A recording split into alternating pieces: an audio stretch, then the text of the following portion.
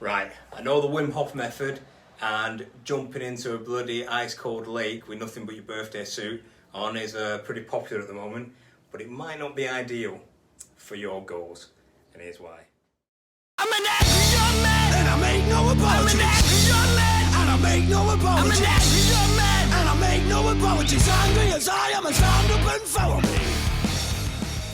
Yo, Coach Lou, Logical Lifting at the Zircone, aka the House of Strength.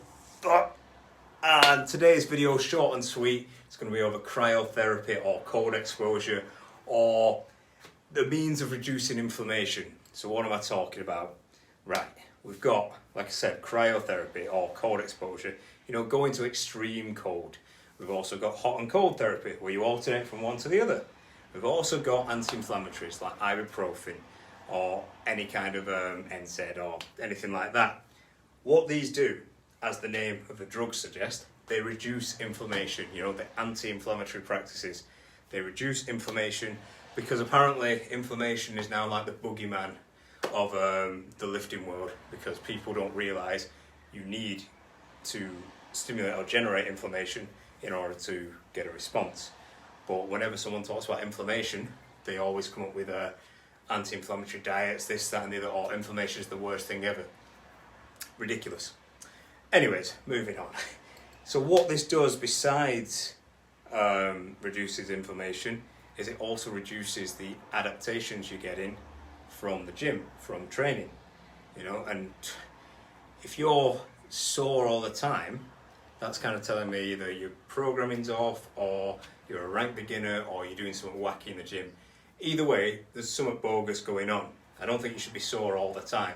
Yeah, you should be sore sometimes. I'm not saying don't be. I think you need to be to kind of push yourself and stimulate some more muscle growth. But if it's all the time, then something's way off.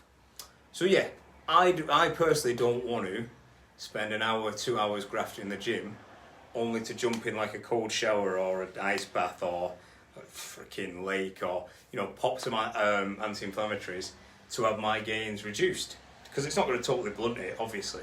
It's not like you go train, jump in like an ice bath and that's it. It's pointless. It's like 1 minus 1. No, but if it's going to reduce the stimulus and the adaptations, then why would I do it? I don't see any benefit to it at all. Now, the arguments might be, oh, but it's mentally challenging, it's mentally strengthening, I feel good on it, blah, blah, blah. That's not what I'm talking about. The mental aspect, yeah, go wild, do Wim Hof, go to the Arctic and chill out naked if you want. I don't give a shit about that. If you want to, if it makes you feel good, that's probably a bit of a placebo, to be honest. Or you are just falling for this fad, this trend, because it is popular right now. I see quite a few people, they're going out saying they're getting out in nature when they're just jumping in a cold lake and, hashtagging for the gram. But anyway, when it comes to strength and conditioning or strength and hypertrophy, it is not a good practice. And that is just what the evidence says, what the science says. I don't care about your anecdotes.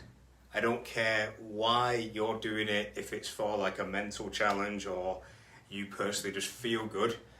The facts I'm giving you are saying that cold exposure or popping a load of anti-inflammatories will reduce your gains. Or it will hinder your gains, let's say. So yeah, that's it. All right, see you.